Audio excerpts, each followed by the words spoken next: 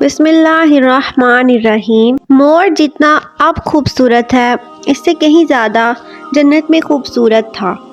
مور کی خوبصورتی پہ سبھی پرندے فدا، لیکن ان سب خوبیوں کے باوجود مور سے ایسی کون سی غلطی ہو گئی تھی جس سے اللہ تبارک و تعالی نے مور کو جنت سے نکال دیا۔ اللہ تبارک و تعالی نے جب حضرت آدم علیہ السلام اور اماں حوا کو پیدا فرمایا، اس کے بعد ان کو جنت میں بھیج دیا۔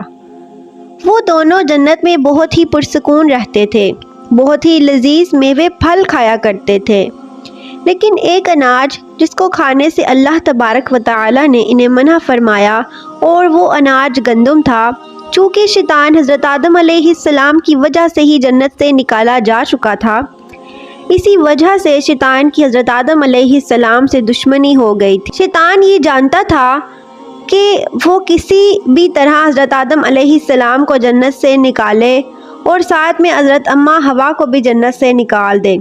جب شیطان کو یہ خبر ہوئی کہ حضرت آدم علیہ السلام کو تمام میوے کھانے کی اجازت ہے لیکن گندم کھانے کی اجازت نہیں ہے، تو شیطان انتقام کی آگ دل میں لے لیے جنت کے دروازے کے پاس بیٹھ گیا اور 300 سال تک وہاں پر بیٹھا رہا کہ کوئی جنت کے دروازے سے باہر آئے اور شیطان اس سے بات کر سکے۔ ایک دن اچانک سے مور جنت سے باہر آیا۔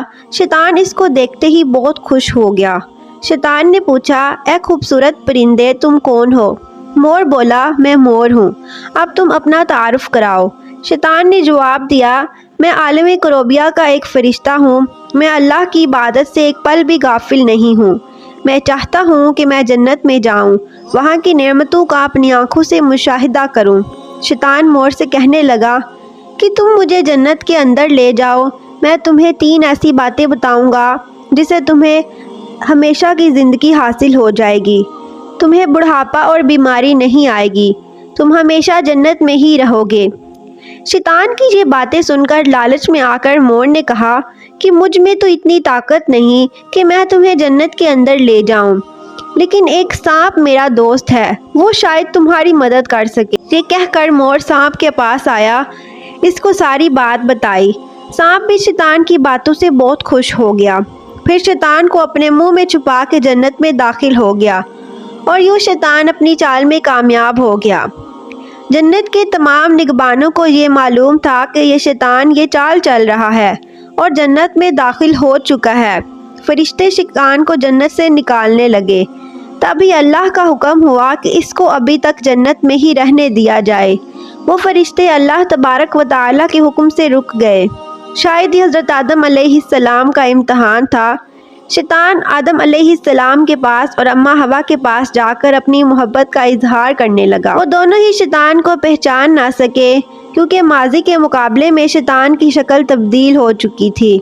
شیطان کہنے لگا کہ میں چاہتا ہوں کہ آپ دونوں ہمیشہ جنت میں اسی طرح زندگی گزاریں، ہمیشہ خوش رہیں۔